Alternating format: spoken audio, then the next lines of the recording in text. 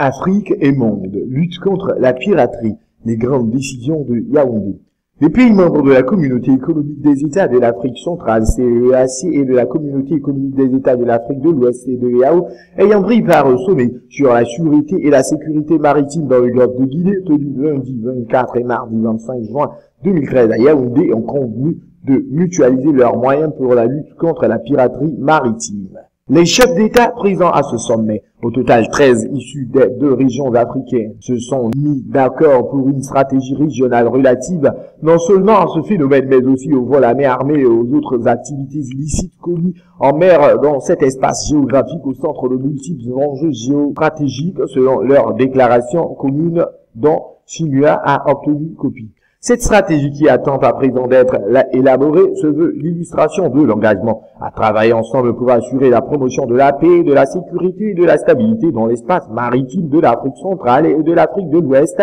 par la mobilisation des moyens opérationnels adéquats tant institutionnels que logistiques. Après la déclaration rendue publique mardi, elle prévoit de se fonder sur une série d'instruments juridiques africains et internationaux au rang desquels la stratégie africaine intégrée pour les mers et les océans Horizon 2050, stratégie AIM 2050 adoptée par l'Union africaine UA le 6 décembre 2012 à l'initiative du Cameroun, dont le choix d'abriter les présentes assises est justifié par son expérience de l'action de l'État en mer à travers les opérations du bataillon d'intervention rapide BIR. C'est une unité d'élite des forces de défense camerounaises à l'origine spécialisée dans la lutte contre le grand banditisme dans le Nord Cameroun et qui, par la suite, a orienté ses activités contre la piraterie maritime au large des côtes nationales avec des résultats appréciables ayant permis la diminution du redoutable fléau au sujet duquel le président tchadien Idriss Déby Itno, président en exercice de la CEEAC, a promis une lutte sans merci des pays du Golfe de Guinée.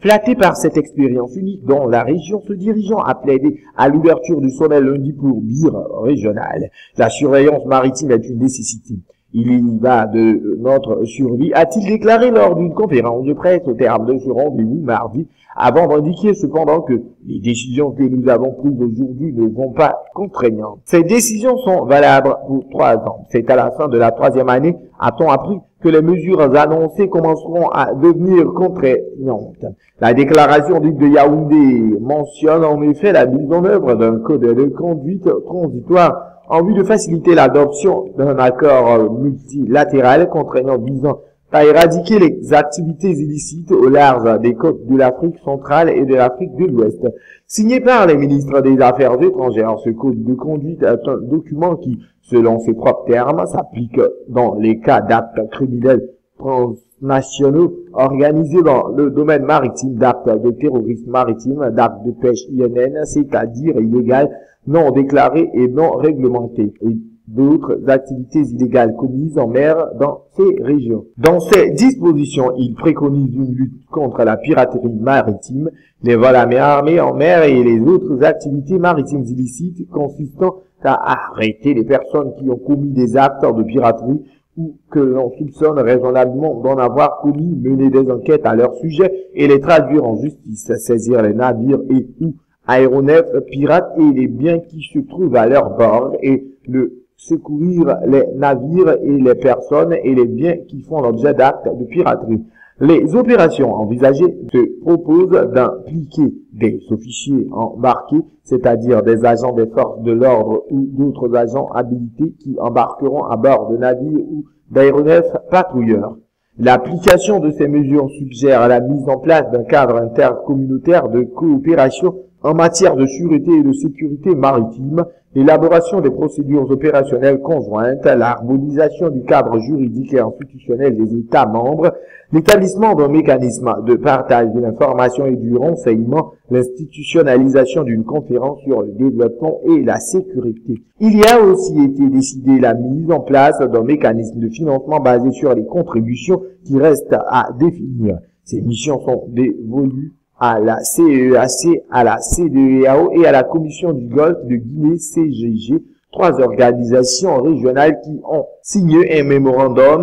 d'entente ayant institué la création d'un centre interrégional de coordination chargé d'assurer la mise en œuvre de la stratégie régionale de sûreté et de sécurité maritime dont le siège a été attribué au Cameroun. Selon le président camerounais Paul Biya du sommet pour qui la volonté affichée vise à faire du golfe de Guinée un espace sécurisé pour la circulation des biens et des personnes. Cet organe doit être capable de concevoir des nouveaux concepts en avance afin que nous ne soyons plus jamais surpris par l'ingéniosité des pirates et des preneurs d'otages. Le mémorandum d'entente des trois organisations régionales institue aussi la tenue d'une réunion annuelle des hauts responsables de la CEAC, de la CEDEAO et de la CGG ayant pour rôle d'assurer l'orientation, le suivi et l'évaluation de la coopération régionale. Prenaient part au sommet les présidents du Bénin, du Burkina Faso, du Cameroun, du Congo, de Côte d'Ivoire, du Gabon, de Guinée-Bissau, de Guinée équatoriale et du Niger, du Nigeria, de Sao Tomé et Principe, du Togo et du Tchad.